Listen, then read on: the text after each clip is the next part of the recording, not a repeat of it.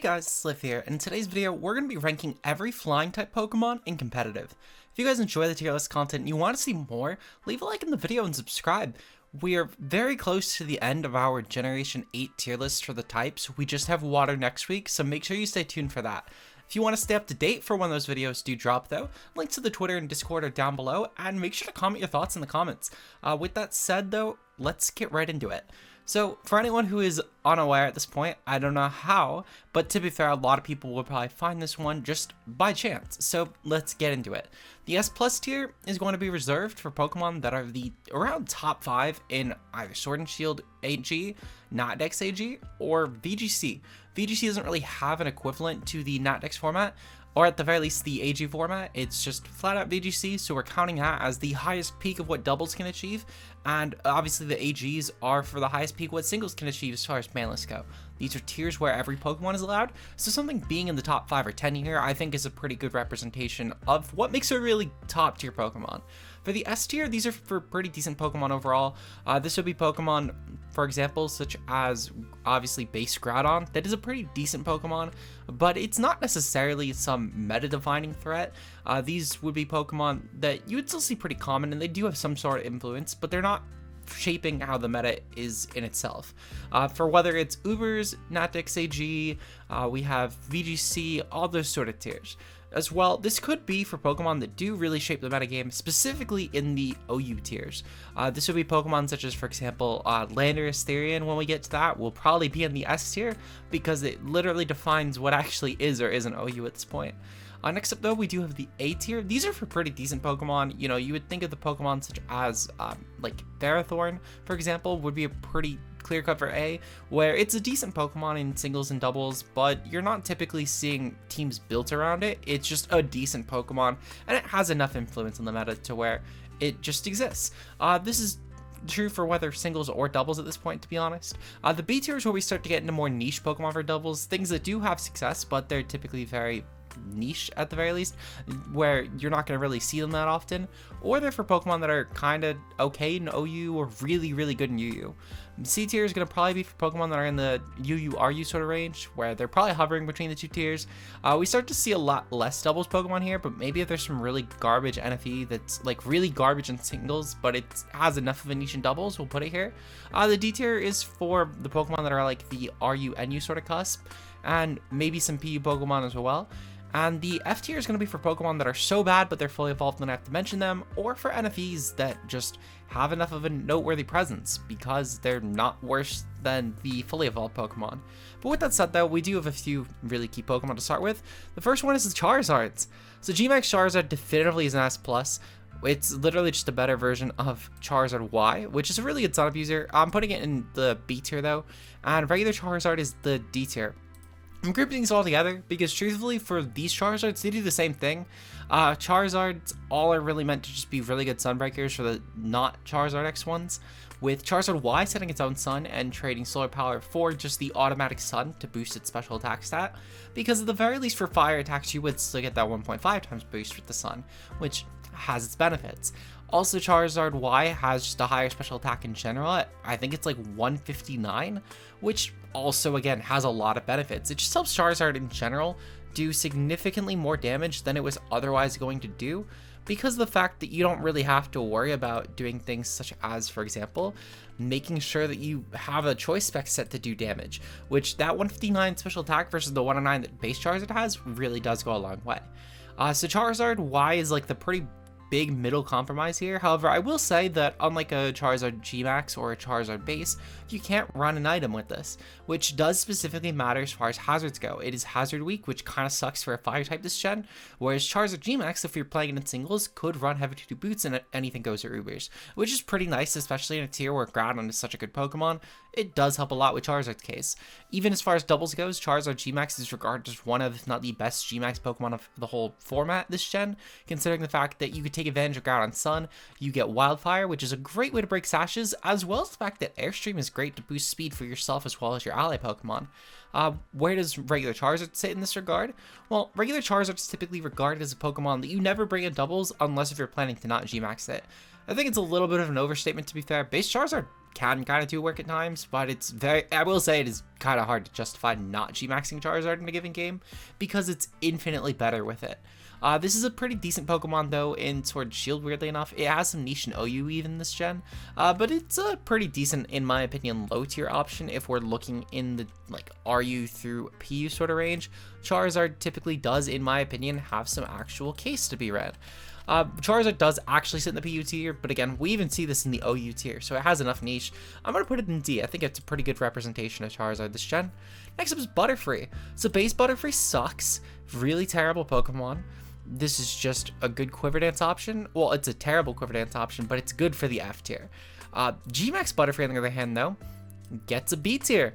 It's a pretty good max move. If anyone saw the G-Max tier list yesterday on Wednesday, this has the Puddle move, which has a chance for Paralysis, Poison, and Sleep, all of which have a they're all equal odds among each other, and each are 50-50 in their own right to give a status to both the Pokemon you attack, as well as in doubles, their opposing ally Pokemon.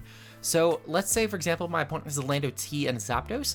Each one individually has a chance to be paralyzed, poisoned, or put to sleep. Now, I do think, to be fair, that I'm pretty sure Zapdos just can't get paralyzed, but it still has a chance for poison and sleep, which is pretty decent. Butterfree has a lot of options in there, and because it takes over Bug, Butterfree can still go for things like Airstream, which is great team support, and even still, Butterfree in doubles isn't terrible. It gets stuff like Rage Powder for support, as well as Tailwind. I just think that, if you're running Butterfree, you may as well G-Max it.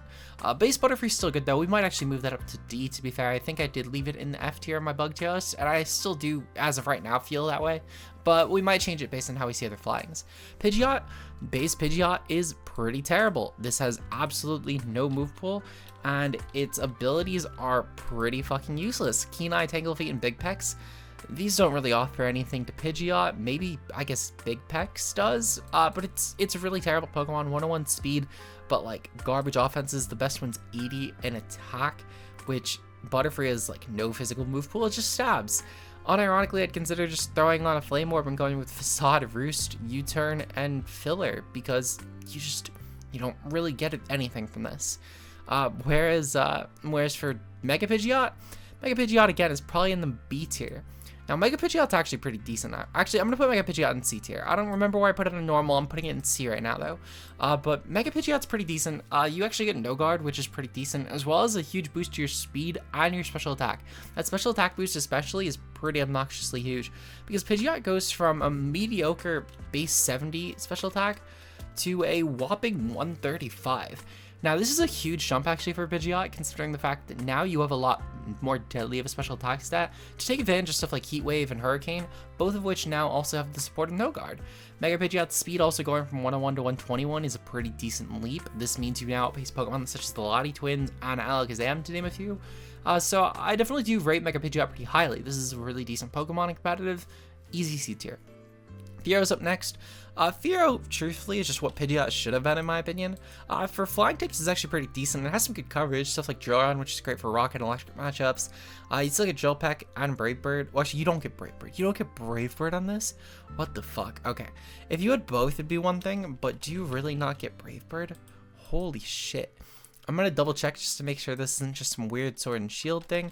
Yeah, it just doesn't get Brave Bird. Okay. I'm still putting it above Pidgeot at least. No Brave Bird does kind of suck, because, Bandits are definitely a lot worse, considering you're running off of a base 80 flying move. But to be fair, this thing does have a decent move pool otherwise, and for flying types, it's one of the few that gets some really good coverage for a lot of weaknesses. We'll give it F tier still. Next up is Golbat. Pretty decent on Violet Poison. Golbat, in my opinion, does offer a lot to teams through just general momentum clearing, stuff like haze support, defog support, all of which, well, again, as we've mentioned countless times through this tier list set, Violet defensive users have definitely gotten worse over this gen because of stuff like Boots just being a lot more favorable. Golbat still has a lot going for it, though, in my opinion, with just the support that it offers the team. I can't really justify putting it in the F tier despite the fact that it's fallen off. Mostly just because, again, stuff like Haze, U-Turn, Roost, and just being generally obnoxiously bulky to kill. Try killing in a Violet Golbat, it's really hard. Farfetch'd is up next. Farfetch'd is a really terrible Pokemon with a pretty good item. This thing's best stat is the 90 attack, and then the second best stat is its 62 Spadef. Really garbage. Defiant is really good for an ability, though, and its coverage is really fucking amazing. We're going to put it above Fearow at the very least, just considering the item is a high crit item, With the leak, I think it raises your crit by 2 stages, if I remember correctly. Yes, 2 stages for Farfetch'd or Starfetch'd. I did not remember that it, well, no, I did remember Starfetch'd. I did include that in the fighting, and I did mention it. The point being, though, is that Farfetch'd is a pretty decent option for flying, it's still F tier. It's only really decent among the normal flyings that are in the F tier range, just solely off the coverage. This thing gets like knockoff, close combat, etc., which is pretty decent if you somehow find a Pokemon that is slower than base 60. Dodrio is up next. Dodrio is pretty decent, actually. I rate Dodrio pretty highly. This Pokemon gets some good coverage, like Jump Kick, Knockoff, no High Jump Kick, sadly, which is fucking stupid. You get Brave Bird. You get some decent options in Dodrio, actually. This is also, oh no, this is U-turn. You still get stuff like Tantrum for coverage. You get Swords Dance, good Swords Dance mod. It's a good Banded mod too, actually. This thing gets some decent coverage as far as Band goes. For BDSP though, this thing got shafted. It at least lost Jump Kick, it lost Knockoff, it lost everything. It lost basically everything. I'm not going to torture this thing with its BDSP rating though, because that would not be fair, because BDSP shafted every Pokemon. I'm putting it in the D tier solely off of the fact that this thing's Nat Dex coverage is pretty fucking good. And I genuinely do believe that the spawn was in like base Sword and Shield, Dodrio would easily be an NU threat. I can't really see a world where Dodrio with 110 speed wouldn't be one of the better offensive flying types in this tier. I think well actually, NU is Talon, maybe it would have been PU, but to be fair, Power Creep is pretty much a bitch. It might have even honestly been banned from PU. I could see a case for that. I will say that maybe it wouldn't have been solely because of how many electric types are in this tier. Maybe it could have been PU, but I think it would have been a usable PU mon. I don't think it would have been untiered personally. Let me know where you think Dodrio would have ended up falling off. I think it had potential actually to be a usable mon this gen, but at the same time, there's a lot that could have actually handled this, so I don't know if it would have been banned. Like even Lycanroc, base Lycanroc, which is priority and just naturally up bases, is in PU. Regardless though, we're gonna move on to Scyther. Now I will say that I got someone who thought that I under-tiered Scyther on my bug tier list. Like really, like I should have been A tier. I still am doubling down. This is definitely a C tier Pokemon. If anything, I think I over-tiered it, if anything, truthfully. But I still do think Scyther does offer a lot to teams though. This is a great Violate option. It's good with Life Orb, Band, Scarf even. Scyther just naturally had a good stat line. I don't think it's a Pokemon that needs a Violet, despite being a good Violet user. Its bulk does take advantage of this a lot, but I think truthfully where Scyther best shines is running the item Heavy Duty Boots, at least as far as singles goes. For doubles, this is a pretty garbage Pokemon in my opinion. There's a lot better options if we're going to look into, let's say, just general options that Scyther would have. Let's say Tailwind. Let's say we're looking into Tailwind Scyther. Well, I would probably run a lot of other Tailwind Pokemon at this point. For example, Pokemon like Whimsicott, which naturally do get Tailwind. And also Pokemon, you know, if we're looking at Tailwind users, Scyther doesn't even get Tailwind through its level up or through its native moveset, so you can't even actually run this. For Pokemon that maybe I want to run a Baton Pass user, there's a lot of other options in the tier. There's some decent ones. For example, I would argue Mime would even be a better option, considering Mime at least also has stuff like filter support and some decent options like Ally Switch. I don't really rate Scyther in any sort of support sense, and I wouldn't even rate it in offensive sense, because while you do get a pretty decent max airstream off of dual wing beat and acrobatics, this Pokemon still does kind of have to worry about the fact that it's not that bulky, even with a Violate. There's a lot of options that run Rock Slide. It's literally one of, if not the most common moves in doubles. Would not rate it highly for doubles. For singles though, this is decent though as a pivot. I'd rate it pretty well as a Scarf, Boots, Band, Life Orb, a Violet user. It has some decent matchups, despite being despite being in the NU band, the PU band tier, I should say. I think a Scyther could really honestly have a case for even NU or even RU, truthfully. I think it has enough going for it in those sort of tiers where it could actually shine. If we're looking at the RU, for example, there's not a lot of good switch-ins actually to Bug flying, weirdly enough, because, for example, Bronzong, neutral to Bug, so you can cover it there. With stuff like Klefki just fucking sucks. Metagross, again, U-turn on it. Registeel, I'm pretty sure, no, Scyther doesn't actually get close combat. That was the PLA move. The thing is too, is all these steals that do resist, which is most of what the Bug resists are, you freely U-turn on them, and they don't really do a ton back to you anyway. You can also knock off or brick break them. So Scyther is definitely a C tier in my opinion. Mega Pinsir. Mega Pinsir is top of B tier. This is a really good offensive bug type. It's really good offensive flying too. The ability Aerialate does help this thing a lot, and the fact that you're boosting stuff like Quick Attack priority and Feint priority is really huge. Sadly though, this is a flying type that is 4 types weak to rocks, and just like with Charizard and just like with Butterfree, I don't know, Butterfree can, but just like with Charizard, you can't run Roost for the Mega, so unfortunately, this is going to reside in the B tier. If you could run items on Megas, though, this would, like, besides their Mega Stones, before someone comments that, I will find you, but for anyone who, you know, wishes they could run a Mega, an item on a Mega that was not their Mega Stone, I think that this would truthfully fix a lot of Pinsir's issues. Throwing boots on this Pokemon would probably even make it ban-worthy, I would argue, because hazards were a really good way to get around Pinsir, and with its strong attack stat as well as double options for priority with Feint to break through Protect if you want a little bit weaker of an option, or just Quick Attack is a really good strong option. Pinsir could in theory be a really damning Pokemon if it was able to run an actual item.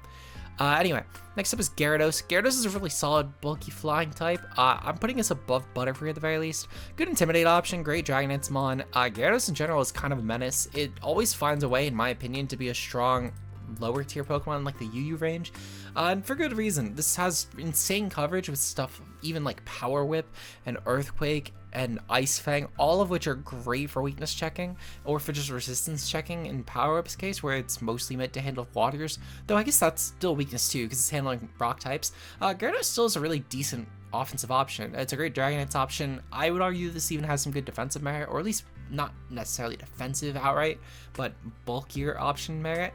This thing too, weirdly enough, has some good special coverage even, and I'm not gonna say, you know, run Flamethrower at Gyarados, but you know, if you're having an issue with Ferrothorn, I'm not gonna tell you not to run Flamethrower at Gyarados. The point being though is that, like, Gyarados definitely has a lot going for it though, in my opinion. I do think it's a pretty decent option as far as bulky flyings go, and Intimidate goes a long way in helping with that. Easy B tier. Aerodactyl, easy C tier. Top of C for sure. Mega Arrow gets in the A tier. First A tier of the day, actually, weirdly enough. But Aerodactyl's pretty decent. It's, even as I mentioned in the rock tier list, it's a great lead in Ubers as far as that tier goes, but it's still decent in lower tiers in this generation as well. Arrow is kind of a hard mon to actually make on outright unviable. It's just typically a mon that's never really top tier either. But that 130 speed goes a long way. You get some good support options like Taunt, Rock Tomb, etc., as well as Defog even. This could weirdly enough be a not terrible defogger, but if you're looking for more offensive sets, which both work on regular and Mega Aerodactyl, you get options like Earthquake, Dual Wing Beat, you get Roost, which is pretty good just to help you, you know, stay alive to click these options. Earthquake is great for weakness checking for stuff like Steels, Electrics, not Ice types. I was gonna say Ice, but that's just a stab. You just click Stone Edge, and also Earthquake isn't for Ice. I forgot type chart there. But you got some good options there. The coverage is really good on Arrow, and especially with stuff like Tough Claws and Mega Arrow, you get some good mileage out of this Pokemon in my opinion. It's an easy A tier for Mega and an easy C tier for regular. Articuno.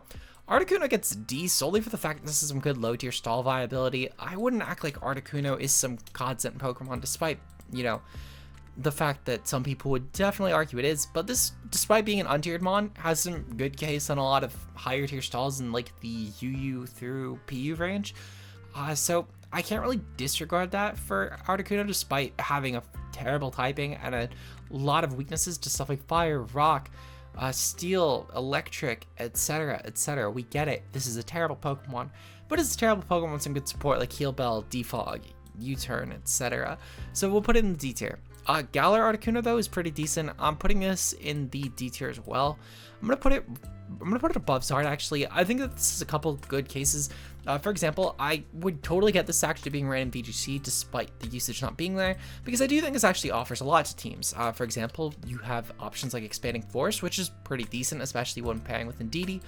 This could be a decent option as well with Psychic Seed sets to try and help in tandem with Calm Mind, to where this Pokemon could actually be a menace. Articuno as well has the freezing second move, Freezing Glare, which is pretty broken. You get some good support options with stuff like Trick Room. You also get some good speed control with Tailwind as the complete reverse option. So I would say that Galar Articuno, weirdly enough, does have some options. So I'm going to put it in the D tier. I do think, to be fair, its usage would be a lot better fit for singles, but Articuno definitely could, especially in a not restricted meta at least, have some good usage, and we actually even saw that. In Series 9, for example, it's almost broke a whole % in usage, which, while 0.86 is kind of low, it's pretty decent considering the fact that, again, there's no VGC, UU, RU, NU, etc. to break up usage. It's just a 0.86% usage mon, which if we look at some other stuff that is tiered around where Articuno, well, used around where Articuno is, for example, we get Pokemon like Gastrodon even. Remember how good Gastrodon is in doubles? That's a really good doubles mon. Oranguru is even a pretty decent trick 'em option. Prim has had some good cases this gen. Lapras, that includes G-Max in its usage. So definitely would say that, you know, 0.86 is pretty decent for VGC standards for usage. So I wouldn't even really disregard Articuno for that. That's a decent mon right there. Regular Zapdos though. Regular Zapdos is an easy A tier. This is a really great defensive option, really good offensive option too, thanks to now having stuff like Hurricane, which is great for the grass matchups in general, because typically if you were running Zapdos on a rain team prior, your best way was either Air Cutter or going for Heat Wave, which is rain resistant now. So Zapdos got a lot better with that Hurricane buff. Honestly, it's really amazing now. It's a great Dynamax option in doubles. It's a great Tailwind option in doubles. This is a really, really good Pokemon in my opinion. Zapdos is literally, I think, the epitome of a Pokemon that can never truly fall off unless you truly cut its move pool in half. Like, for example, BDSP did, which was a really sick joke, BDSP, taking away Hurricane, and I'm pretty sure they took away Heat Wave too. Sick joke, BDSP. Zapdos Galar, decent option. Define, really good for Intimidate spam doubles. This is a pretty decent Pokemon. It's held up a lot through the generation, where Zapdos Galar is typically a really decent option for teams that are just really Intimidate weak. It's great for just opposing Pokemon such as Incineroar especially. If you're looking for an Incineroar counter, it does not get much better than this in doubles, at least offensively speaking. I think really very few Pokemon actually do touch what Galar Zapdos can do to Incineroar teams. It can outright make them want to bench Incineroar even if the matchup's really good, just because of the fact that Galar Zapdos could outright ruin teams for going into Incineroar. Even just for bringing it in if they have to bring it in. It can outright invalidate Incineroar in a matchup, which is really hard to do actually. That's a pretty hard Pokemon to really justify saying, yeah, I can't bring this because of one Pokemon my opponent has. But even as far as singles goes, it's a great Scarfer, it's a great offensive piece. I would definitely say that Galar Zapdos does have a really good presence as a good breaker in this metagame. So we'll put it in the A tier. Moltres is pretty decent as far as low tier goes. We're putting it in the top of C for now. I might bump this up. Galar Moltres though definitely gets top of B. I might put this in the A tier. I don't really care where I put it in dark. I forget where I put it in dark, but Galar Moltres is a pretty good offensive. Actually, no, I'm putting it in the A tier. I don't remember where I put it in dark. I don't really care where I put it in dark though. It's definitely, in my opinion, I think a solid A tier flying. I might bump it down a bit, but really great at weakness policy sets this gen. It's a great offensive piece in doubles. Even in metas where a Veltal was viable, this was usable, I should say. Moltres still found a way to get usage. Like this had a 1.5% of usage in Series 12 where you could run 2 restricted Pokemon, which says a lot, honestly, about how well Galar Moltres held up. It was still actually, even on some teams, just outright more usable than a Veltal was, because of the fact that it was a lot better at popping weakness policy sets, as well as the fact that this had Fiery Wrath, which is a really damning option. You also got something Nasty Plot, which a Veltal couldn't really boost his special sets, though it didn't really need to either, I would argue. Galar Moltres, I think, kind of does, just because of the fact that Dark Aura was a lot better of an ability for this, but Berserk is still pretty decent too, and especially when you throw this in Dynamax, this is a really great sweeper. As far as regular Moltres goes, similar to Articuno, it's ran a lot of low tier stalls. It's a decent balance option as well in tiers like RU. It's a great defog piece. Flame Body is a really great ability. I would definitely, actually this is Yuyumon. It must have rose because I know there was a period for sure where this was run at RU. Oh, you know what? No, I'm thinking it was run on RU because if we look at the U tier, a lot of the RU style Pokemon in the past years, such as Swampert, currently just are residing in the UU tier right now. Still, I'm pretty sure this did shift to RU at a couple points in the meta, but I mean, same sort of notes. It's great on balance in the tier. Easy C tier Pokemon. You could maybe make a case for B. I'm not gonna just yet, but again, I might later on. Dragonite. Dragonite's a really solid A tier Pokemon, despite the fact that I am putting it. No, I'm going to put it above Arrow at least. This is a really decent defensive piece. There's so much you could do with Dragonite. You can run Mana Fly subsets and BDSP. You could run no stab sets this gen, which are really actually pretty decent. It's a great defog option, great bandit option, great Dragon Hits option, great weakness policy option if you're running in doubles. This is a really terrifying Pokemon. I think multi-scale helps with the infinite possibilities this has. Truthfully, this is one of the better Dragon Flyings, even I would argue. Easy A tier in my opinion. Noctowl's up next. Pretty garbage Pokemon, but one thing I will give Noctowl is it's at least decent among garbage. This has some good coverage with stuff like Heat Wave, Hurricane, Moonblast. It's truthfully, in my eyes, just a better Pidgeot. Despite the fact this is considerably slower, I would argue just the fact that this has an actual move pool over Pidgeot is something to note at the very least, because it has actual support options with stuff like dual screens, it has actual coverage. I would definitely give this at least above Pidgeot in the F tier. Ledian, no. Terrible Pokemon, I'm not talking about it again. I already talked about it once. Crobat, pretty decent option. A great low tier option in UU. It's a pretty damn good option as well. Actually, did Crobat fall to RU? Yeah, Crobat fell to RU. I mean, it still has some good UU support, to be fair. I know for a fact this can be a really good stall breaker in UU. It's a niche stall breaker in OU even. I know for a fact at least BDSP OU, I can't really speak on Sword and Shield, to be fair, but in BDSP OU, this definitely has some good niches as a stall breaker. Crobat's a pretty decent option. It's similar to Arrow, where it's kind of hard to make it unviable just because it gets the bare essentials to be a viable Pokemon, and it's also fast enough to where a lot of Pokemon can't really stop it outright from at least popping off a taunt really quickly or going for a haze and stopping a sweep. So I'm gonna give it to Crobat. I think it's decent. The typing's great too. I'm actually, okay, to be fair, maybe top of B was a bit of an overstatement. We have some really good BL megas, but like maybe above Butterfree is pretty justifiable, to be fair. Togetic, in that Violet flying type range. I'm putting it at the bottom though, because I do think Golbat's just a better option for teams, purely because the fact that it gets momentum, at least legal singles momentum, I should say, because people are going to point Baton Pass. It's never really legal in low tiers, and this isn't a good doubles Pokemon. Maybe if you're playing a doubles draft league, which speaking of, I really want to do a doubles draft next gen. I just putting it out there. If anyone's running a doubles draft league, hit me up. I'll come back to draft league for it. But Togetic though, I think as far as just a not draft league perspective, because I don't tier draft league in this because it's such a volatile meta, and you can make a case for a lot of different Pokemon in that. It'd be really hard to do a tier list off of that. If you're interested in that though, check out OG Albina. I might link his stuff down below. I don't know if I'll do that. He's on the homepage of my channel at the very least. Unrelated tangent, I know. I just had to mention Togetic because that's a meta where Baton Pass would be a viable, considerable option, and I'd probably rank it above Golbat there. In singles though, in Smogon tiers, in VGC tiers, this is a kind of okay Pokemon. It's budget Togetic, and budget Togekiss in doubles, but why not just run Togekiss at that point? And as far as singles goes, it's not terrible in PU. It's a good defog, heal ball, etc. option.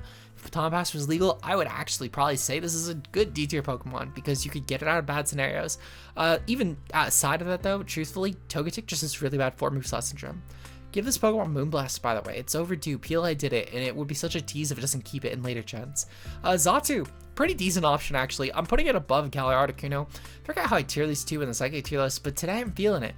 I think that Xatu is definitely the better option. Having stuff like Magic Bounce is pretty good. The coverage is a lot better on this mon as well, with stuff like Heat Wave, which Articuno Galar could never dream of having coverage or steals. It's just kind of banking on expanding force and hoping terrain's up. But Xatu's pretty decent. Let's get some good options like Defog to still clear hazards, because one thing that I think a lot of people don't seem to get is that despite having Magic Bounce, hazards are still going to sometimes get up. And Galar Articuno, god damn it, Xatu having Defog is still really valuable in that regard. Even outside of this though, it still has some good support like Haze, Nightshade, Dual Screens, Magic Coat, etc. I do think that Xatu is a pretty decent option. We're going to put it in the D tier. I might bump this one up to C later. Jumpluff. It's good for F tier, I guess. I can name a set this has, which is something I can't name for Pidgeot. This set, by the way, is SD, Strength Sap, Leech Seed, Acrobatics. It's actually, weirdly enough, a main PU set. It's a recommended set, even if you're running Jumpluff and PU, for Gen 7 at least. But Jumpluff just sucks. Its typing is not great. 4 times weak to ice is pretty terrible. The speed tier is good though. The speed tier at 110 is actually good. This just needs some better support options, and it'd be a really good support piece in doubles. Even still, I know there are metas where this has had some niche support options. Like I'm pretty sure VGC 17, this was a used Pokemon in the very lowest sense of the meta. But yeah, intended to be fully evolved Yanma. I'm not giving this credit, but it is better than Ledian, and honestly probably better than Pidgeot too. I'm not gonna give it above Jumpluff though. But Yanma at least, you know, has speed boost, and it has a good speed and okay special attack, and it has coverage, I guess. So yeah, like Giga Drain is great for rocks, and it's great for stuff. Can't touch a steel type, it doesn't really matter. But F tier. Murkrow. Murkrow has some decent support actually. I'm putting it above Togetic at least, solely for the fact that This actually has some good doubles viability, and Togetic, while it's unviable this gen, at least as far as flying goes, it has the potential. It has enough of a kit to where, despite being outclassed, I wouldn't say it's an unviable Pokemon. Merker, though, actually has, in my opinion, the tools where if this was legal in doubles this gen, instant viable Pokemon. Stuff like Tailwind is really good. Thunderwave support is really good. Haze support is really good. Murkrow, in my opinion, it has a kit that outright cannot be unviable in doubles. I would be genuinely shocked if Murkrow truthfully wasn't like a top-ish Tailwind option. It would at least be more viable than Liepard for Pranks or Darks. This has some good options too. I think you could pair this with Goth, as I mentioned my Dark tier list, and throw like Perish Song sets to the wind, and just outright destroy teams. So Murkrow's definitely D tier. Gligar, I hate Gligar with a passion, but it's undeniably a C tier Pokemon, definitely above at least Scyther. Gligar, if it was in Sword and Shield, this would be an easy RU Pokemon for sure. It's one of those few Violet. Oh, actually, I don't know. Is Sneasel viable in RU this gen? I'm pretty sure it's an NU Pokemon. Even Cloyster's in this gen. No shot this mon is there. It's probably a PU mon, honestly, because I know Sneasel is NU. Sneasel's NU, right? It's in NU. Yeah, it's NFE. It's not even tiered. Holy shit. Well, does NU have any good ices? Let's see. There's actually not really a huge ice type. I will say though, if Gligar was legal, you'd probably see some Sneasel case just to break it, because Sneasel would be a really good option around it. Gligar, I think, could still have some good usage in Sword and Shield, really enough if it was legal. If we do look at BDSP though, Gligar sadly does miss out on a Violet here, which kind of sucks for it. But at the same time though, Gligar still resides in NU just because of competition being terrible. It still has immunity, and it doesn't, to be fair, it doesn't need a Violet. It's bulky enough, and leftovers are still pretty decent on it. But damn, no Violet sucks for it. Delibird, terrible Pokemon, but I will say at least it's a pretty damn good Dynamax, just because of the fact that you can Hustle Boost and never miss. I'll put it above Fear, I guess. I'm feeling kind of chaotic today. Mantine, immunity to water is pretty good. It has some decent enough options. Mantine's still, though, not the best Pokemon. As far as where I want to tier this, I don't know. I think I'm definitely going to tier it higher than where I put it just now, but I'm not too sure exactly where. I will say the water immunity is really nice. It's got some good support stuff. For example, stuff like Defog is really nice. Haze is great. You get Tailwind even, but like no one's running it. Roost is Gen, I think it was Gen 7 actually, but Roost makes a big difference in Mantine's viability.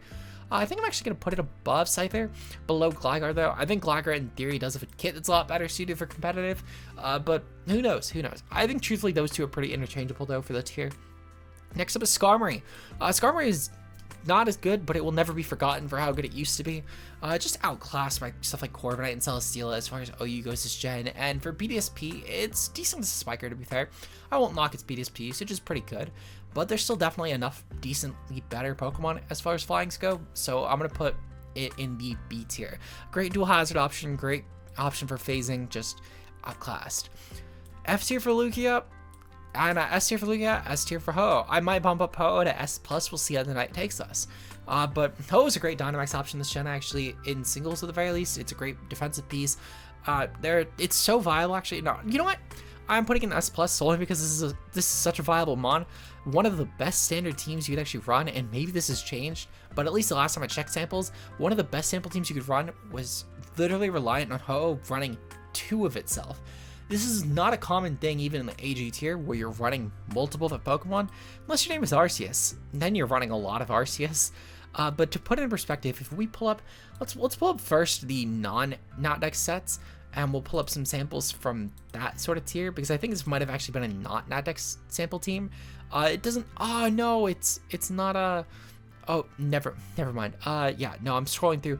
Damn, they didn't actually, they took off the old sample. Oh no. Okay, maybe this was a Natdex team to be fair. Let me actually double check, because I want to see if this even is a team that's run anymore. Because it was like, I remember this was like a team I've actually literally ran on the channel before. For sample teams. I think this was double CM. No, it wasn't double CM ballots. Damn, did they really take it off? That's kind of unfortunate, because I remember the fact that this did used to actually be like a sample team with like dual Ho at the very least. It's a little unfortunate, but you know what? it is what it is. It's still a decent enough Pokemon. It's still a pretty viable Pokemon as far as Natdex goes, whether we're playing AG or otherwise. I mean, in AG, for Natdex, it's an A+ Pokemon with defensive sets. And if we look at the just general Natdex tier, or not the Natdex tier, the general AG tier, again, this is still a solid, like, A tier Pokemon. I'm going to give it definitely the S+ for sure, I think, in my opinion, just because of, again, how no drawback this is. It's a Pokemon you really lose nothing by running, especially with Boots' gen. Lugia is still decent, but I think it's definitely got power cut for sure to all hell back. It's obnoxious to kill, but it doesn't really do anything back. It kind of just exists, and even for Soul standards, it's a little bit kind of a nothing mon. Because Uber Souls have a lot better Pokemon for this. Stuff like Gothitelle, you get stuff like Duskmane. So, yeah, it's just kind of outclassed.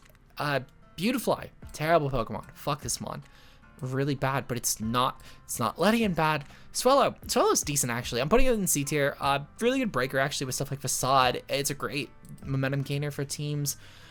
In my opinion, Swellow definitely does have a lot going for it, whether you're going with Specs Boomburst sets, which I don't think it can legally run in BDSP. Garbage meta, if you ask me. Oh, yeah, it can actually run this. Wow, good job, BDSP. You didn't fail one Pokemon. But realistically, despite missing out on stuff like Heat Wave, this has a lot going for it. Between spec sets with Boomburst, U-Turn, Air Slash, and probably Quick Attack at that point, or maybe Hurricane. Probably Hurricane, actually. Or just physical sets with stuff like Brave Bird, Facade, Quick Attack, and again, probably U-Turn. A really good option, in my opinion, actually. Swellow's a decent Pokemon, kind of hard to fuck up. Easy C tier. It's just, in my opinion, worst Mega Pidgeot. Pelipper. Pelipper gets top of B solely for the fact that this is a good raid setter.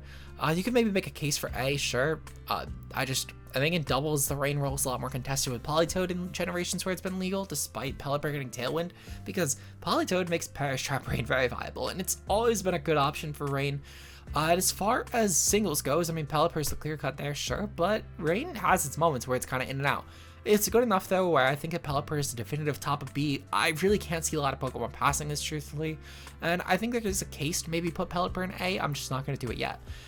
Really enough, I'm kind of shocked we haven't done a Pelipper tiering yet, because it's water flying, and it kind of just slipped my mind that water's last. But anyway, Masquerade's up next. Masquerade is definitely, in my opinion, a D tier Pokemon. It's lower in the D tier range for sure, but I'm putting it at least above stuff like Articuno. I think this would be a really good option with stuff like Sticky Webs. It's a good Intimidate option, which would help a lot with Quiver sets. This would, in my opinion, be kind of decent no, it probably wouldn't be. I think it would be a good option. I was going to say it would be decent in doubles, but this would be definitely a decent option as far as singles goes. I can't really imagine this not being a PUmon at the very least. Oh, you know what? It actually is a PUmon. Nope, never mind. This is for BDSP. Yep, okay. Well, BDSP shafted its move pool a ton. This literally... Oh, no, I guess it didn't, but... maybe, I don't know. I still think this would be a decent option in PU this gen. I think as just a webs option. Well, no, because I guess the Ribombee this gen, it definitely wouldn't hold a candle to Ribombee. I don't know. Maybe I'm ranking it a bit high. I'll at least put it below Articuno then, because I think it wouldn't really have competition with her. I think it wouldn't compete with Ribombee. But it still has a lot going for it, though. It's a bugged flying type that can actually cover weaknesses with stuff like Pump and Giga Drain. It's got some decent offensive options with stuff like, for example, Air Slash, Ice Beam is great. You get stuff like Bug Buzz. I don't know. I think it's decent enough. We'll put it in the D tier. I'm not gonna think too hard on it. Ninjask is good if nothing else. Just the fact that it's a good offensive piece. Boots help it a lot. Sword and sets are pretty decent. I can't really not tier Ninjask in my opinion, just solely off the fact that this is a good Swords Dance Sweeper and it will take out unsuspecting teams in the very low tiers. D tier. Altaria is up next. Altaria is pretty garbage Pokemon, but if nothing else, it's at least usable enough, I would argue, just because of the fact that it has a really good coverage set, actually, because it started as a normal type with Swablu, where this will have stuff like Ice Beam, Flamethrower, etc. Good Cleric, good Defog. I'll give it F tier. Tropius, at least the Sun abilities are good. I think it's really enough to be a good max option, but oh my god, the typing's terrible, and the offensive stats are terrible. At the same time, though, this is a lot of good abilities, and it wouldn't be unusable on a Sun team, but oh my god, still not a good Pokemon on a Sun team. We'll put it in the F tier. I think above Yanma is good. Salamence is pretty decent. I'm definitely gonna put it high in the B tier. Has some good BDSP viability, actually. UU actually got banned because it just had too much going for it. In OU, it's a really good Scarf option. It's a really good Specs option, even an okay Dragon Dance option, but Dragon Dance definitely outclasses in that regard. As far as doubles goes this gen, it's not the best, but it's mostly just competition with a lot of other dragons in restricted formats, as well as other Intimidate options like Lando and Instant that kind of invalidate it. I will say though, going to next gen, this will probably be an amazing Pokemon. Watch the VGC Dex tier list if you want to know more about why I think Ments will be amazing, but I think this will be a top tier Pokemon if you're looking forward to Ments usage. For now though, we're tearing off Sword and Shield, not Scarlet Violet. I think it's still decent in that Dex, just albeit a lot of competition is all. Definitely a B tier Pokemon in my opinion. Mega Salamence though, easy S tier, really good Dragon Dance option, great defensive piece even for teams, just because of the typing plus the bulk stats and the pre-Mega Intimidate. Typically you could run mono flying sets or at the very least 2 attack sets with like flying move and then either Dragon or Earthquake. Really good option, really good breaker, amazing threat. I think it actually does a good job at competing with Ray. Mega Ray though, S+. I don't need to go over Mega Ray, I'll be honest. If you need me to go over Mega Ray, you're stupid. But with regular Rayquaza though, it's a great Sword Dance option, great band option. I would argue even great mixed option with Life Orb. Good boots option, just it's kind of average for Uber standards at least. So we'll put it in S tier. Raptor's decent. I'm putting it at the top of B. I think you could make a case even for A. Actually, no, I am going to make a case for A tier. This is a really obnoxious breaker.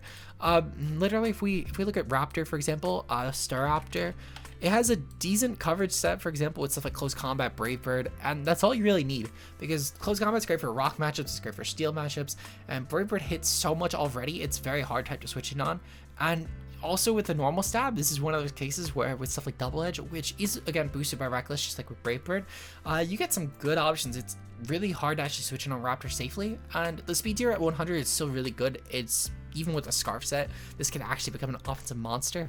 Raptor's definitely a solid A tier though. Mothim, fucking garbage, but it's not Yanma garbage. Actually, no, it is. It's worse than Yanma. Vespiquen, this isn't Yanma garbage. This actually has some stuff going for it, I would argue. Great Toxic Spiker. It's got some good support too.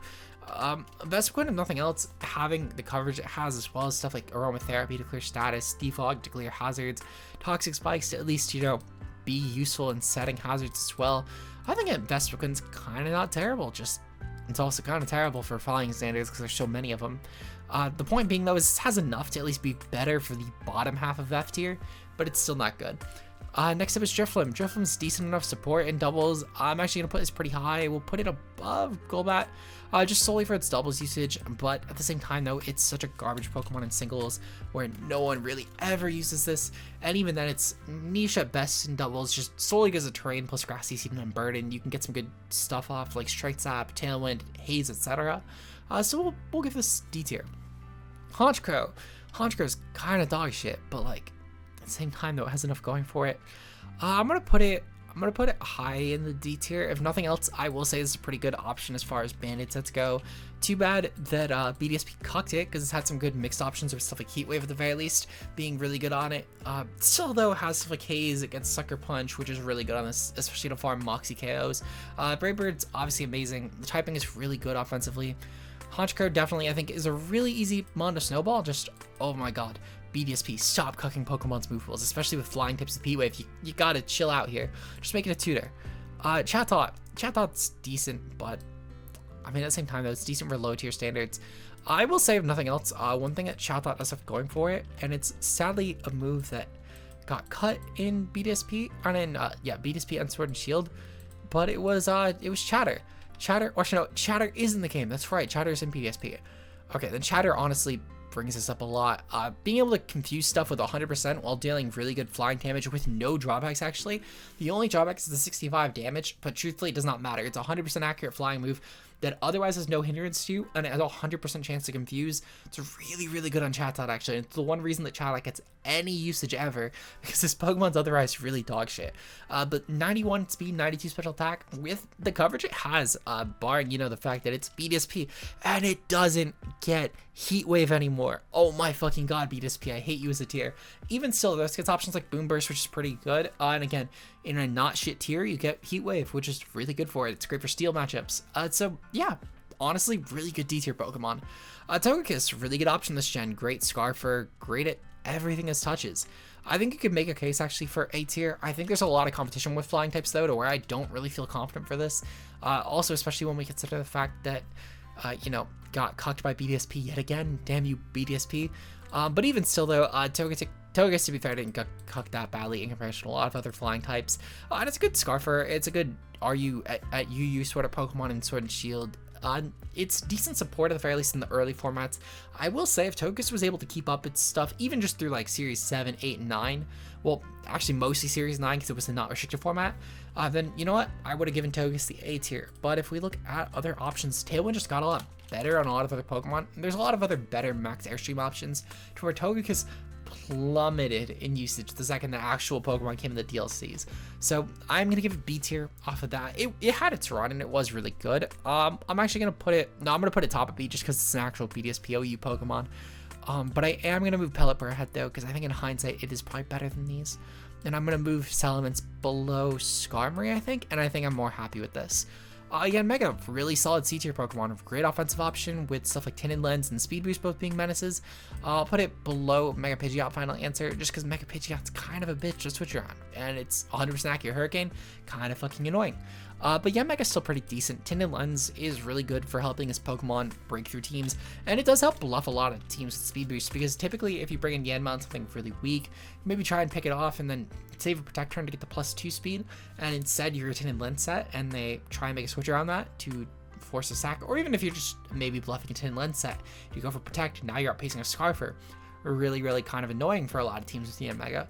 And it has a good special attack set too. The coverage is okay for coverage for stuff like Giga Drain, which is great for rocks. I gotta give it to Mega, it's pretty decent. Easy C tier. The life score is an easy A tier. This is just budget Lando if we're going to be honest with ourselves. This thing is really good on a lot of different archetypes. For example, this is a great option on balances. It's one of the best Pokemon as far as BDSP goes. It's one of the best Pokemon as far as Natdex goes. It's really hard to kill. Even with stuff like Hidden Power Ice, it's kind of obnoxious just because it's naturally bulky, and most of his Pokemon just aren't really good breakers. Stuff like, for example, Coco. It's a good pivot, it's a great support piece. Not really meant to break teams with Hidden Power Ice, though. It's just meant to not get walled to all hell and back by Gliscor. Still, though, really decent option, easy A tier. Rotom Band, budget Zapdos. We're going to put it in F tier, but I'm going to put it pretty high in the F tier, actually. I'm putting it at the top of F tier. It's literally just budget Zapdos, and just like with Zapdos over here, Rotom Band being a budget Zapdos is pretty decent for low tiers. Good pivot, good defog option, good options with air slash, at least for flying stab. But oh my god, give this thing Hurricane. This game just hates Rotom forms. At least it's not getting hated by BDSP though, it's just getting hated by everything. Shaman Sky, garbage for Ubers. I'll be honest, I think there are a lot of better flying types than this. This might be a hot take. If you just watch the grass tier list, literally watch the grass tier list. I cannot bring myself to go in this discussion again. I have work in an hour. I really don't want to go into this tangent again because I fucking hate Skyman. It's such a bad Pokemon for Uber standard. It's only banned because no one wants to get flinched. This literally doesn't even keep power creep anymore. I would argue it gets beaten by a lot of different things. There's a lot of Scarfers that defy it. And if you're really running Scarf Skyman, so be it. There's so many steals that just outright wall this that are top tier steals that also, even after getting Spin F dropped, are still gonna have a fine time taking on Skyman. I promise you, if this thing got a suspect test, I think we'd find a lot of counterplay in the tiers, truthfully, especially in Natdex at least. Sword and Shield, if this was an actually legal Pokemon or BDSP, I would not make the case for. I think it does a good job in those. But really now, if we're looking at Natdex OU, for example, you can't really tell me that this Pokemon wouldn't get checked by, I'm literally just going to run an ABC order for this. Corviknight. Yeah, let's see. So Corviknight, he turned out at least be a check, but to be fair, I would say that non-choice sets would be able to deal with Heatran. But at the very least, Corviknight still. We have stuff like Mega Scizor. We have stuff like Pex, which would definitely, well, they're not Pex. Let's not get ahead of ourselves here. We have stuff like Weavile, which would offensively revenge it. Zapdos, which would wall this thing insanely well. T-Tar, at least with AV, would probably still be a weirdly enough okay soft check, at least coming in after the fact. It wouldn't be able to switch in though. But Dia? No, not Dia. There's definitely some other options though. Stuff like Scarf Gren would be a great Scarfer, at least for non-Scarf sets. Cortana is a great Scarfer that could definitely revenge us off. You get stuff like Lopunny, which outpaces naturally, and for non-Scarf sets, could go for Axel on it.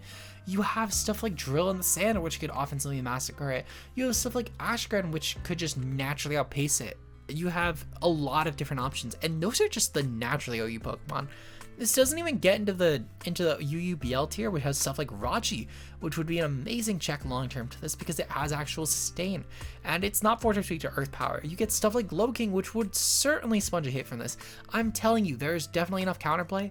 Suspect tested at least Nat Dex. In Gen 9, promise me a suspect test at least. Suspect test it. I promise you'll find counterplay. Arceus Flying, decent Arceus type, just as a Pokemon, but it matches up terribly in the meta. I will say though, I'm going to put it right here just because the no drawback flying move is actually really hard to come by, because Hurricane, Air Slash, all of those all have drawbacks for special. There's not a good special flying move that actually doesn't have drawback besides Chatter. Chatter's the exception here, but Judgment's the only other one. So off of that alone and the fact that how good flying is offensively, I'll give Arceus flying above Lugia at least. Unpheasant, terrible option, but I will say that Unpheasant, I know for a fact it's got some buffs this gen. It's still not good, but like, you know, having stuff, for example, like Heat Wave, I get. No, this is still a terrible. Oh, you know what? It got Brave Bird. That's what it was. Oh, this is still really terrible. I'm putting it at least. We'll put it at least above Mothim. No, I don't even want to do that. I'm putting it below Pidgeot. Am I gonna put it below Pidgeot? I'm gonna put it above Mothim. At least this has a pretty decent attack set at 115. Just terrible coverage. Oh my god, this thing is terrible coverage. Subat's got some good support. If it's really enough a good budget Seedmon, I'm gonna put it above Farfetch at least. If nothing else, I think that Subat, you know, has some good support options. It could be decent with unaware sets, just to, you know, ignore stat changes, or simple sets with a seed and just try and, you know, go heavy with setting up in terrain. If nothing else, I think it's a lot better of a niche than a lot of these other F tiers have, so we'll give F tier. Sigilyph is easily a high tier C Pokemon. I'm putting it below Aerodactyl. I saw a comment recently actually saying that I could have probably put this in B, and I wouldn't deny that. The reason I did feel confident not putting in C though, I think it's a lot clearer when we look at the flying types instead of the psychics, because of how many C tier flying types that are like really potent still in like a UU range, or really good in the RU tier. And I think that this Pokemon truthfully does align a lot more with the C tiers, especially when you look at it through a flying lens, where the power creep isn't mostly, you know, topping off at the S tier range, it's topping off mostly at the A through C range. And I think when comparing it to flying, it's a lot more obvious why this is a C tier in my opinion, because we still have Pokemon like Aerodactyl, which while currently in a lower tier, I think offer a lot more blanket to tiers. To be fair, I think it just does benefit a lot from the specific metagame that RU provides right now, where it is definitely not exactly kind, at the very least, to Aerodactyl. For example, if we look at Sword and Shield RU, there's a lot of good steel types which don't really like the fact that Sigilyph could just run a Life Orb set with Heat Wave. There's also a lot of good Pokemon such as Registeel. Well, for example, Pokemon like Registeel, Bronzec, etc. don't really like dealing with Sigilyph because it could just run Life Orb with Roost and then 3 attacks with Stabs and Heat Wave. And there's not a lot that really likes taking that on in the tier, albeit Pokemon like Suicune probably have a field day with that, but not really a lot, I would say. Maybe like Avian Metagross or like Avian Incineroar, or even just Spidef Incineroar or Boots, to be fair. But if we look at Arrow to put in perspective, I think Arrow has a lot bigger of an issue with the seals. So I think that despite Arrow having a better kit overall, definitely I can get why it's in a lower tier. I still do think that Sigilyph truthfully is in the C tier. I think the fact that it's really unviable outside of its low tier range, whereas Arrow does have a lot better viability in other tiers, and it also is just a lot more consistently viable. Moltres, again, just being a lot more viable in other tiers. I'm going to swap Arrow though, to be fair. I think that Arrow in hindsight's a little more viable, but I think at least two truthfully do top off the C range, then Pidgeot's like right behind them. Archeops, decent D tier option, at least as far as low tier Ds go. I forget where I put it on Rock. I don't really care where I put it on Rock. I'm putting it at least above this. I think a Chatot truthfully though is still a really obnoxious breaker. Though I will say that Archeops found itself doing a lot this gen. Getting stuff like Meteor Beam enabled special sets to become actually terrifying, and arguably the dominant set. Boots though for physical sets are great because you're not losing Archeops just by coming in on like 2 sets of rocks. So yeah, Archeops this gen, it's honestly a pretty decent offensive piece. It's no longer just that utility Pokemon that your best friend who just started competitive loves using. It's honestly a pretty good C tier, on a D tier. Swanna, terrible, but at least it's not Yanma terrible. Swanna, I can't really name a thing that does well, but at the same time, it's just not great stat line. Its 98 speed is pretty good to be fair, but its offenses are both 87 and its coverage is kind of shit. It's just worse Cramorant in my opinion, because at least Cramorant's abilities are really good. Yeah, I'm gonna put it at least above. I'm gonna put it at least above you guys though. Weirdly enough, this could be a pretty good PUD flogger, but still not a great Pokemon. Mulga Mulga, I think I put it at like the bottom of D, and I think I'd still hold that. I'm gonna put it at least above Ninjask. I'm putting it still below Masquerain though. Mulga could offer some good support, to be fair, at a low tier setting. I know it's not a tiered Pokemon right now, but I think it does kind of have a good matchup enough against a lot of PU sets. For example, this could be a pretty good pivot. It could be a good defog option. I think the Nuzzle support, as well as stuff like Knockoff, Encore, etc., could actually offer a lot to a PU setting, and I know it at least has its niche in this tier, or at least like a ZU matchup for sure. I don't think it's outright unviable, which a lot of these I think are, but yeah, I think that especially with Staticus and ability, it's Baby Zapdos, but I think slightly better. No, I'm gonna bump Rotom Fan up actually, but I do like the idea of still keeping this in the D tier. So we'll put Rotom Fan there, and we'll put Emolga here. Next up is Rufflet. Rufflet's at least a pretty damning option actually if we look into low tier settings. Just considering the fact that this is a Pokemon that gets a pretty okay speed at 60, you could throw a Scarf on this, and with stuff like Hustle, this is a pretty good breaker. If nothing else, I think it's at least good for the NU for the F tier flyings. I'm gonna put it above Farfetch'd. It's a pretty good breaker. Just throw a band or a Scarf on this, and you're honestly gonna claim a KO, even if the tier does not like it. Braviary is decent for low tier standards. We'll put it pretty high actually. I'm gonna put it right above Galar Articuno, in all honesty. Braviary is pretty decent as far as a low tier bird.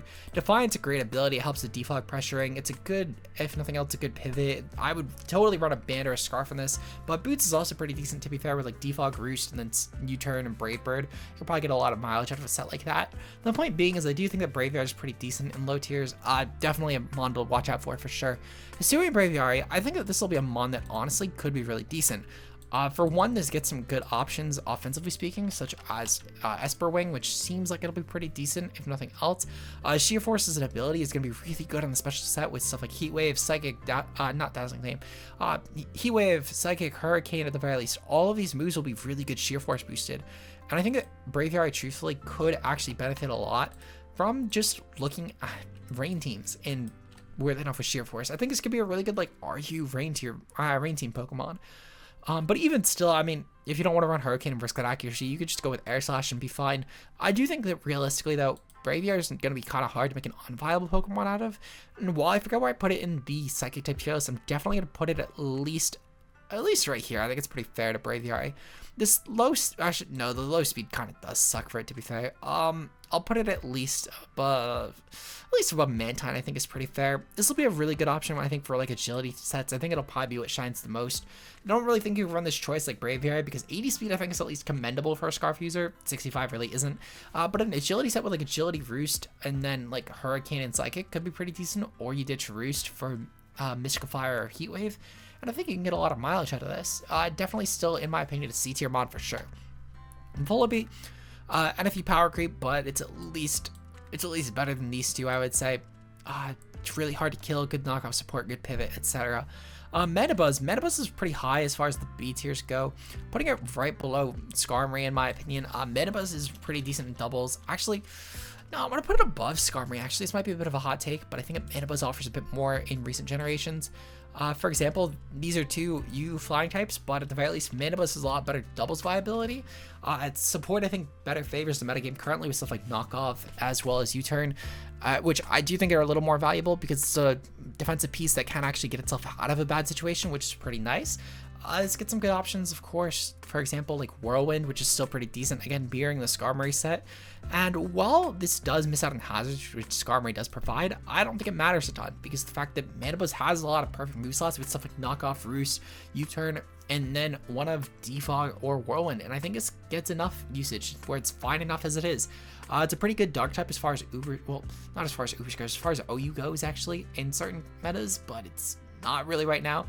Specifically in certain early metagames, I would say this is a Pokemon to typically watch out for because it will probably hold a place at the very least. It typically has been the case for Gen 7 as well as Gen 8 where this Pokemon had some good early meta usage, and for good reason. It's a good Bolt check, good Gengar check, and at least in early metas as well, this is an okay Blacephalon and Gengar check for Gen 7. So yeah, I'm gonna give it B tier. Torn's up next. Definitely good C tier flying.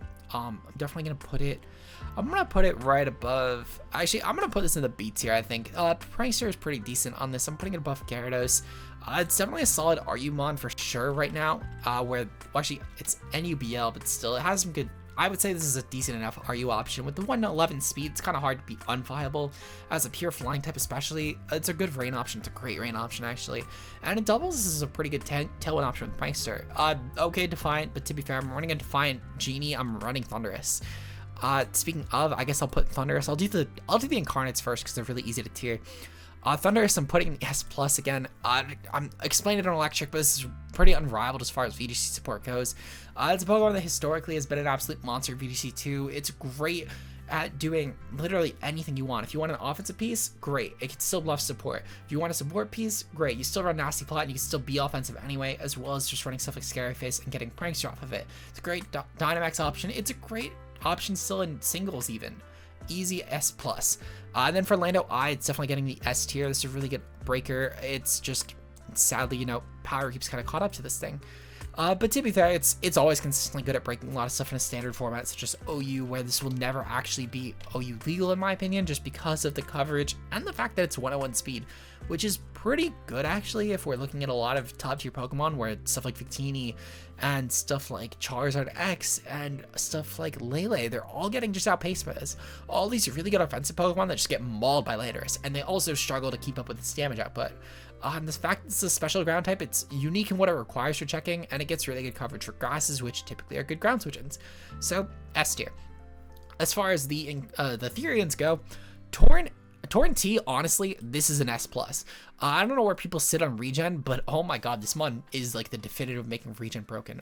Well, I know I said S+, it's definitely an S tier though. It doesn't hold up with stuff like Ho, and it really falls flat as far as an Uber steering goes, but it's good enough to at least get banned from Natex, which is pretty noteworthy. I got alright banned from Natex OU because it could take advantage of plot sets as well as Z-move, or just run boot sets and be more defensive. It was way too varied in counterplay, which is understandable. Even as far as Sword and Shield Galar Dex goes, this is a really good Pokemon actually, and it's kind of hard to handle. Between defensive teams being really obnoxious to KO, especially with boots, and its noteworthy flyability as a defensive piece with U-turning, defog, and knockoff. But also as far as the offensive sets go, it's a pretty good plot user, it's good on rain, it's good just with everything. In my opinion though, Torn is a really absolute offensive monster. For Thunderous though, Thunderous gets a solid, I'm putting as low in the A tier. I might bump this down. It's a pretty good option. I think it's just outclassed by regular Thunderous in literally, I think, every way possible. In my opinion, though, I think a Thunderous is a lot going for it as a good breaker, and at least in singles, you would typically opt for this if you're looking for a more offensive Thundy, and Full Absorb is a pretty decent ability. Kind of wish you got Lightning Rod, but hindsight. I think if we got Lightning Rod, we'd actually see a lot more Thunderous T usage in VGC. Not enough to harm Thunderous Eye's potential to be a viable mon, but I think it definitely would be enough to at least be noteworthy for Thunderous T. Lando T, easy S tier. I'm putting this above Lando I, weirdly enough, and below. Actually, I'm putting it above Lando and Torrent T as well. Lando T, not only is it a noteworthy enough Pokemon in OU, but it's also a really strong Pokemon actually in Sword and Shield Ubers, weirdly enough, where this is actually one of the better Pokemon to use in the tier. It resides in like the neutral A, because it's a great check to stuff like Groudon, for example, as well as Zamazenta Crown, which is kind of hard to actually get in a Pokemon. It's a great rocker too, it's a great pivot, it just outpaces a lot of box arts, so in theory, even a no defense set would force a tiny bit of a speed creep on all those base 90 box arts, which is pretty good. As far as OU goes, this literally defines what is and isn't viable, but it's also great at checking a lot of stuff to make it so that not a lot of Pokemon need to get banned from the OU tier. It's a great balancer to stuff like Garchomp. It's a great option to balance stuff like Melmetal with Helmet. It's a great Pokemon just in general. Landorus T literally is the definition of a great Pokemon. It's pretty decent in doubles too, but I will say that it might be a bit of a hot take. I don't think it's a top 5 doubles Pokemon. I don't know how people feel on that. I don't really think it is. I think that if we look at doubles, I think that Incineroar is top 5 doubles Pokemon. I think that Thunderous Eye is top 5 doubles Pokemon. I think that Pokemon like Whimsicott, top 5 in doubles. I think that Regieleki, no, I don't think Regieleki is. I think it gets a bit gray after there. I think those definitively are the top 3. I think as far as after that goes, you can make a case for a lot of Pokemon such as Grimmsnarl, Regieleki, Rillaboom. You could throw Landorus in the conversation, or Shifu, Rapid, Porygon 2, Torkoal, Venusaur, Charizard, G-Max, a lot of different Pokemon I think that take that cake. In my personal top 5, truthfully, I think would have to be Incineroar, Thunderous Eye, Whimsicott, Charizard, G-Max, and then I don't know what that 5th one is. It's probably Venusaur, truthfully, but I think Lando just misses out on it, so I'm not going to put in the S+ off of that. I'm sure that someone was going to comment, though, because it's a really good Pokemon. I would totally get an S+ argument. I'm just not going to cave. Talonflame. Honestly, this is a D tier flying. It's really good, and the fact it's a flying type that can handle seals is really amazing. Just a lot of Pokemon just sadly become better than this. I will say, though, to be fair, actually, no, I'm going to put it in C tier, but I'm putting it low. I'm going to put it, like, above Braviary. Prankster, Gale Wings flying at least is good for an immediate Tailwind option. It's decent with just storyline sets or just support sets. Flame Body also, weirdly enough, has some good niche on sets that might want to try and run, like, a bulk up mono flying set, because you could try and force contact moves to try and break you with stuff like knockoff, maybe to get rid of boots, and burn an opponent that way. Vivion's up next. Definitely a D tier. I've already won on my Vivian tangent, but this is a really good option actually as far as low tiers go. With stuff like Compound Eyes and Hurricane and Sleep Powder, really obnoxious offensive monster. This is, even as far as AG goes, actually a legitimately viable Pokemon because there's no Sleep Claws there. And you can just Quiver Dance spam and go with stuff like Quiver Dance, Substitute, Hurricane, and Sleep Powder and set up on a lot of teams because there aren't a lot of good flying checks. To be fair, the ones that exist are very amazing. Stuff like Duskmane and Duskmane is really Duskmane. But at the same time, though, it's not really a bad Pokemon either because you could, in theory, sleep through Duskmane and then try and Confuse Axe it and just wait until it dies. Or at the very least, pair it with a Pedon. It's one of the most used Pokemon anyway. Or an Arceus Ground and just kill the Duskmane and then go ham with Vivian. Definitely a decent Pokemon, though. Hawlucha, solid A tier. I'm putting it like right above Raptor solely because of the fact that this is a really good seed sweeper in OU. Really, it molds with any terrain that's viable at the time. It's hard to make this not just viable for OU or for the A tier. Noivern's a decent low tier option as far as dragons go. I'm putting it right below Talonflame. I think it's just budget Talonflame as far as doubles go, because at least Talonflame will have the potential to get a Prankster hit off, and a Gale Wings hit off with the priority to a Tailwind. Noivern can't really do that. At the same time, though, it's a little more offensive, and the typing's less weak to Rock Slide, which is pretty good, but I still value the priority Talonflame, Gale Wind on a Tailwind more. As far as NU goes, it's a little more viable as far as a low tier setting goes, but I mean, even still, Noivern, I wouldn't call it exactly some offensive monster. It found its way into RU this gen, which is pretty decent for it, if nothing. Oh no, that's for Natdex. I was gonna say, I could have sworn it was an NU. No, it's actually still an RU one. What the heck? Okay, well, even still, I do think that Talonflame's double usage outclasses it to a significant degree, and I don't think they're that far apart in double and in singles personally, despite their tiering, what it may suggest. Noivern's pretty good though for a support piece. Boots do help us a lot with stuff like U-turn, defog, and then just stabs. In all honesty, you get enough mileage of that.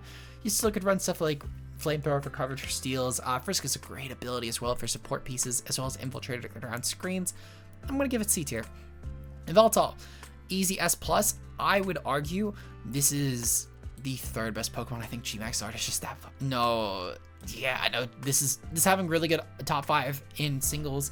It's also still a really decent mon in far as restricteds go in VGC. I do think that at least with Ho, where it's not necessarily top 5 mon in doubles, and it's kind of niche in doubles, but still good enough and really respectable in singles, I do think that Yveltal actually does break the top 5 for him, which is something that Charizard cannot say for singles. At the same time, though, Yveltal definitely is worse in doubles for sure, but Yveltal is an absolute monster in the doubles tier. This is a Pokemon that outright is amazing as far as bulky check to stuff like Calyrex.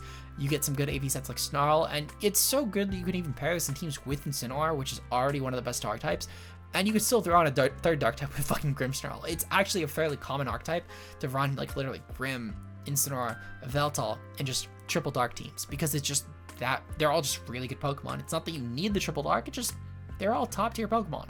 But Yveltal's still really good in singles, though. It's a great check to Cali. It's a great support piece. It's great for stuff like Duskmane. It's literally good as a blanket check to basically everything. It's the land of Sea of Ubers, basically, I would argue. Toucannon, if this was in the games, I think it would be pretty decent. Sheer Force as well as Skill Link are two really good abilities. I'm actually gonna put it in the D tier. I'm putting it low D, but I'm gonna put it like right above Masquerain. I think this would be decent. The coverage on this is really good with stuff like Bullet Seed and Rock Blast. You also get stuff like fucking Brave Bird, which is good. You get knockoff, U-turn, etc. This has a lot going for it. If we were to look into Sheer Force sets, you still get some stuff like, for example, Heat Wave, which is great. You still get, I mean, That's really it. You're not running Hurricane of this Pokemon, but Heat Wave could be good as an option around steals at the very least, which is pretty decent. Or even just some physical sets. You get stuff like Gunk Shot, which is pretty good just as a blanket option, but you don't really need it. Or Choreo forms. They all basically do the same thing. Copy dance moves, and they're pretty decent in doubles as far as throwing them on with a Pokemon like Volcarona, and then potentially baton passing to something more deadly, or just throwing it in front of a Sword Dance Pokemon and doing that. As far as their viability goes, this one I will give D tier solely because of its typing. The rest are actually Choreo Ghost I will as well. Putting Togetic like right below them. They're going below Murkrow though. As far as the fire one though, I'm putting this right above Farfetch'd, and the psychic one, this one goes right above that. Actually no, I'm putting it right below solely because this is a good steel coverage option. These two just have better defensive typings. Ghost Flying and Electric Flying respectively are both pretty damn good. Next up though, Silvally Flying. It's decent for Silvally typing, actually. I'll give it that. Great coverage options for stuff like rock types, for example, as well as steel types. I'm going to give it, if nothing else, just right above Archeops. It's still, I will say, definitely outclassed. But in theory, this actually could be a decent flying type. I think that stuff like Parting Shot on this as well is good momentum. Again, it's a Silvally. We kind of know what Silvallis do. Minior is a decent option. Shell Smash is great. The fact that it's a rock type can handle other flying types. Its defensive ability means that you can't actually status it until you've done at least 50% health through it, which is pretty damn good. I think you could actually probably get away with running Shell Smash sets with heavy duty boots just to avoid hazards and try and set up on multiple occasions with this.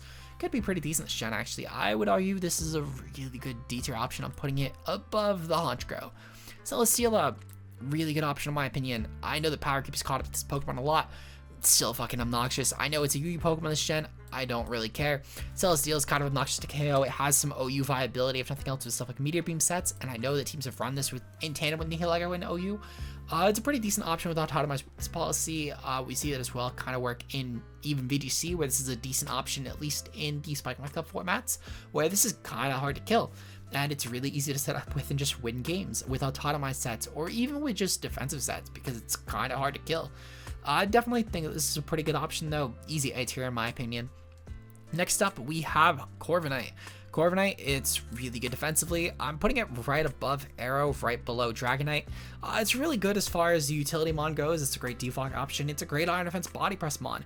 It's just the G-Max, on the other hand, this one sucks. This gets B tier for sure. I'm putting it at the bottom of B tier.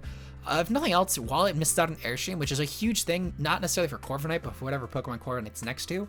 At the same time, though, it still gets Steel Spike and Knuckle, which I would argue specifically to Corviknight are more valuable, but it's not a good G-Max as far as Ubers goes, because typically you're Dynamaxing another Pokemon, or for G-Max, maybe you're running one of Melmetal, Cinderace, Zard, Venusaur, and that's really it as far as Ubers or AG goes, I should say. But Corviknight, though, at least in theory, has enough going for it. Again, boosting Knuckle and Fizz Def with Steel Spike is really all you really care about in Corviknight specifically. But again, missing out on the Airstream for doubles for the partner Pokemon is what really kills it here. Defog as a move, though, in theory with the max move Defog with the flying offensive move is pretty decent, I would say, for singles, but again, just outclassed. Cramorant, it's better than Swanna. I'm actually going to put it like right above Delibird, if nothing else. I'm actually going to put Swanna up too, I think, in hindsight. And I think, no, actually, never mind. Because again, Delibird at least could be a decent Dynamax option. Cramorant could be too, though, I would say. Because Cramorant, at least, if nothing else, has better, specifically, it's a better ability, I think, to take advantage of. And the fact that it's a lot, well, no, I guess it's weaker than Swanna, yeah. But Gulp Missile is such a good ability. The fact that when you are below 1/4, you can, well, actually, yeah. You can definitely, it's really just, I forgot the conditions are, but the fact that you can paralyze off this ability too, I think is really decent for it, in my opinion. The PHU one is especially really broken, and someone actually pointed this out in one of my vids before with the ability tier list. But this ability actually got complex banned in, well, specifically Cramorant Gorging form, I should say, got complex banned, or just outright banned in hack bonds, in balanced hack bonds, because it was able to power spam through a lot of things consistently, and people would just spam surf sets because it was just that good on Cramorant to just max para teams while doing some good damage too. So yeah, Cramorant's definitely a pretty bullshit Pokemon. I'm gonna give it at least F tier if nothing else, but higher in the tier. Anamoris is interesting. Even if they get no actual buffs, Anamoris Incarnate is going to probably just sit right below Galar Zapdos. If this gets superpower though, truthfully, this is a solid S tier. I'd put it like right around here. I think as of right now, though, I feel confident putting it in A tier. It's a really good offensive option. The coverage is great with stuff like Mystical Fire and Earth Power being amazing for common ferret weaknesses, as well as their common flying weaknesses too. The coverage with this plus Moonblast is really hard to switch in around, and you can throw this with Combine sets as well, and this is an absolute monster. Though I will say if you're running Combine, make sure you're running Healer as your ability, not Contrary. That would be terrible. And a more Asterion, I've come around on this actually. I'm putting this in D, and I'm putting it right below Scar. This will be a pretty decent AV mod. I think it'll be a pretty decent trick room option as well for teams, and truthfully, I think they'll run Combine sets. I think that even if this thing's move pool didn't change at all, this is going to be a decent mod in doubles as a trick room piece, and I think it'll be an absolute monster. But with that said though, let me know your guys' thoughts on the tier list. I know this was a long one. Waters will be shorter because we're breaking it into 2 parts. They'll both probably be 40 minutes. If you look forward to Waters next week on Monday and Friday though, regardless of if the data mods come out, I will say right now though, because I know a lot of people watch the tier lists, I'm covering the data mods on the channel. I'm so sorry if you're looking to not be spoiled. Just, you're not gonna. I'll try not to spoil anything too much in the thumbnails at least. But even if the data mods do come out, Water will still come out on Monday and Friday. I'm not going to change it up because the tier lists do well enough to justify uploading them alongside Scarlet and Violet data mods. But if you enjoy the content you want to see here, leave a like on the video and subscribe for more. Especially, please subscribe. We are literally, as of the time of recording, so we either just hit it, we're 1 subscriber away from 2K. I'm literally recording this right before going to work. We actually hit it, 2001. Oh my god, thank you guys so much for over 2,000 subs. I appreciate it a ton. I gotta do a community post. I might not do a community post. Anyway, I appreciate it a ton. I'm sorry for going on tangents. Shout out to our channel members, of course, being Josh, Get, Ultra Player, Mia, and Seek Zero.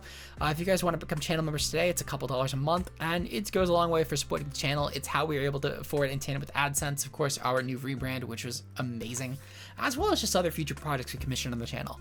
With that said, though, Twitter and Discord for updates on future content, and I will see you guys next time. Until then, peace out, guys.